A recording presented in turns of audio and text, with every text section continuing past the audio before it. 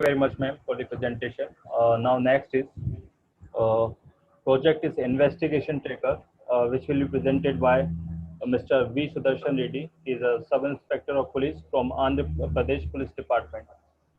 Mr. Reddy, it's over to you. Sir, thank you, sir. Good morning, esteemed jury members and other participants. First of all, thank you, Scotch Group, for giving us an opportunity to present this application. We have developed this application on top of, as a new module on top of CCTNS project under the guidance of our DIG Technical Services, sir.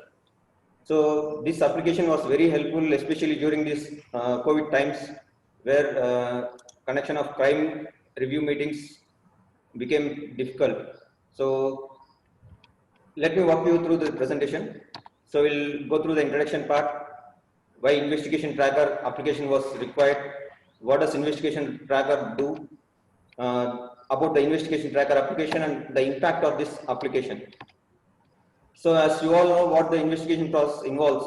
So investigation process starts with the registration of FIR under section 1% CRPC, then visiting the crime scene, collection of material objects, examination of witnesses and recording their statements. So search and arrest of accused and recording his confessional statements. Search and seizure are based on in consequence to the confession the accused has made. And finally laying charge sheet under section 173 CRPC in competent court of law under appropriate sections. So all these processes in most of the cases should be done in a time frame manner. So there are prescribed time limit for investigation of specific offences. For example, for grave cases like murder for gain, murder cases, dacoity cases, the investigation should be completed in 90 days. And for cases like non-grave cases like hurt cases, simple theft cases, non-fatal road accidents, the investigation time limit prescribed is 60 days. And for crime against SCSTs, the investigation time limit is 60 days. For POCSO cases, the time limit is 30 days. And with the government bringing up Disha bill, we have reduced the investigation time to 7 days, where in heinous offences where there is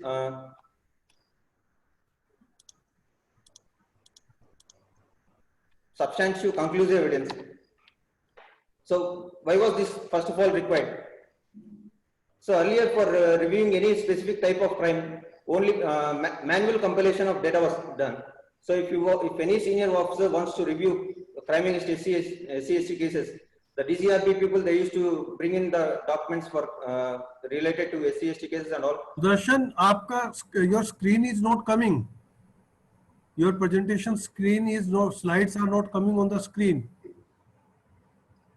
One second, sir, let me check. Sir, is it coming now, sir? No, it's not. Samir, see?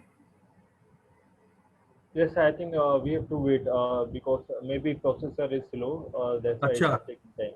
Okay. Okay, go ahead, Sudarshan. Sir, basically, fast, your sharing is fast.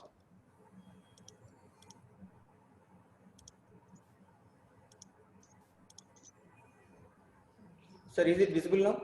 No, it's not coming. Your screen sharing is fast. Mr. Sudarshan, you can switch off your video, then probably you will be able to show your presentation. Resume slideshow. Resume slideshow. It's recording. Just wait some time. I think 2 to 3 minutes. Maybe your processor is slow. That's why it is taking time. Okay.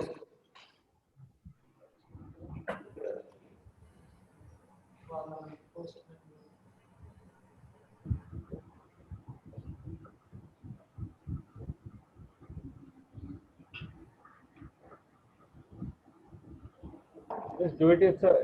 Please do it in a full screen mode. I think you double click on the screen.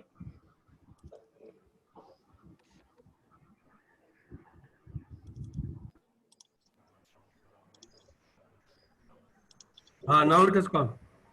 Now it's there. Yeah, you start, Mr. Sudarshan. Sir, earlier, for any crime review by unit officer, database compiled manually.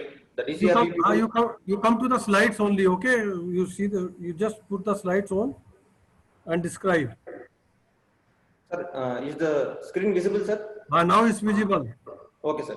So earlier there was no alert mechanism for IOs because we have a prescribed time limit for investigation of cases. For example, in grave cases, suppose an IO was assigned a grave case, he was supposed to file a charge sheet within specified limit of 90 days. So in most of the time, most of the cases, the IOs were not reminded of their due dates. So in this application, we have tried to build in a mechanism based on the gravity of cases, wherein alerts are automatically sent to IOs and senior officers, timely reminding them about the due date for filing of charge sheets. So in most of the cases, especially crime against women and harassment cases, the investigation was getting delayed due to lack of proper information for the investigation officers. So there was no dashboards for senior officers. The seniors, sometimes they were the required information for monitoring of cases, for reviewing of crimes was not available to senior officers. So there was less transparency and accountability to the citizens. So we have developed an application wherein unit officers, based on their jurisdiction, they can review cases like sexual offences based on major head, based on crime classification, and based on action sections. Further, we have incorporated SMS alerts to citizens at each and every stage of the crime. Right from the registration of FIR to the disposal of case, we will send timely alerts about the progress of the case to the citizens. So with this aspect, we are making police more accountable to the citizens. And for specific review of specific kinds of offences, we have designed a specific dashboard. Suppose if any unit officer wants to review sexual offences, he can click on the dashboard, just click on sexual offences, and then he can review the cases which are registered under the heads and so on. So as I said, we have incorporated SMS alerts to the citizens. So I'll show you some of the SMS alerts which we are sending to citizens. So these are some of the SMS alerts which we send. So as soon as a citizen registers a complaint, we will send an SMS acknowledgement SMS that his FIR has been registered and so IO has been assigned this investigation case. So if there is any change in investigation officer, we will send that information as well. So if any arrest is made on the particular case, we will inform that information as well. So we will also inform the disposal of the case and all. So similarly, we will send alerts to investigation officers. Suppose an investigation officer is assigned a case of POCSO case. So before 7 days of target date, we will remind the IO that your due date to file charge sheet is 7 days. Please file the charge sheet before 7 days. So like this, we are ensuring that this